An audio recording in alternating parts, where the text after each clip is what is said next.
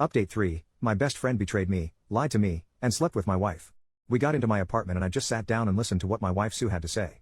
Again, she said she would do anything to save our marriage, that she doesn't love Dave, that she's sorry. She said she did some research on how we can move forward and suggested a trial separation. In this separation, she said I could date whoever I wanted, but that I should hold off on the divorce and at the very least give her the chance to mend our friendship, and then our relationship as husband and wife. She suggested a lot of other crazy stuff like a one-sided open marriage in my favor, tried showing me stories of other couples who have survived infidelity, and even suggested that we should just move to a different state or even a different country, just the two of us. That part kinda hurt me because we had spoken about moving and starting our family not too long before all this happened.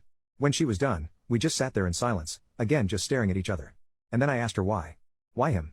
Why cheat on me with him and then come back only after I caught her? She started sobbing really hard when I asked these questions. She said she felt really guilty even during the acts but that she didn't know how to stop. That she was so deep in the affair that she didn't think of the consequences and what she was going to lose.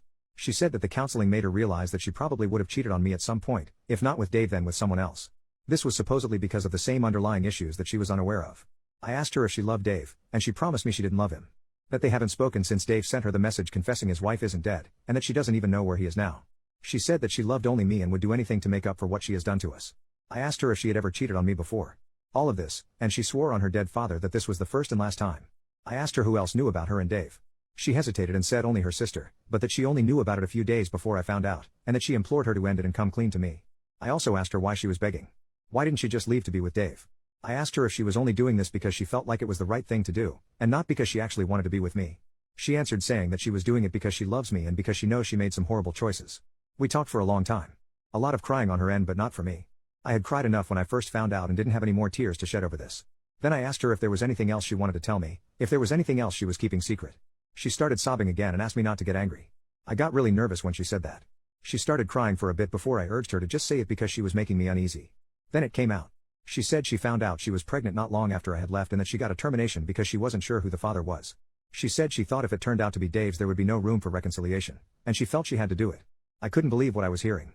I was in shock and she started begging even more not to let this be the end of our relationship. I just went numb. I asked her to leave and she begged me to stay. That we still needed to talk. All this begging was simply infuriating, coupled with the news I just heard. I asked her how far along she was when she found out she was pregnant and she said a few weeks. Then it hit me. Wait. You said in an email that you only started having intimacy with Dave about a week before I found out. Was that a lie? She nodded. She effing nodded. She explained that she only said that because she didn't want to hurt me with the details and was trying to minimize it. She confessed that it was physical for less than a month. She tried to console me but I pushed her away. I asked her to leave and never come back. She tried saying something but I just started yelling at her to leave. She asked if we could talk again once I processed everything and I refused. I told her I had found a job in another state and would be moving as soon as the divorce was underway. I had already planned on doing this and was just finalizing everything before I resigned from my current job. I had already given my boss a notice at that point. When she heard this it was more of the same crying and pleading like before. I told her to leave or I would call the police. She reluctantly left, and I just lay on the floor wondering where I went wrong. I ignored all efforts on Sue's end for contact again. However, a few days ago, this was on Thursday, I received a phone call from my mom that Sue was in the hospital. Apparently, she was hospitalized for a substance use. This all felt like a nightmare. I still don't know how to process all of this. Why is all of this happening? I visited Sue in the hospital and she seemed to be okay, but she was checked into a psych ward. That's where things are at now. I still have no idea why she would do this, and the time I visited her, she was asleep. It hurts cause I still love her, and right now I'm just happy she's okay. I haven't been thinking of the divorce given what's going on right now. How do I even proceed?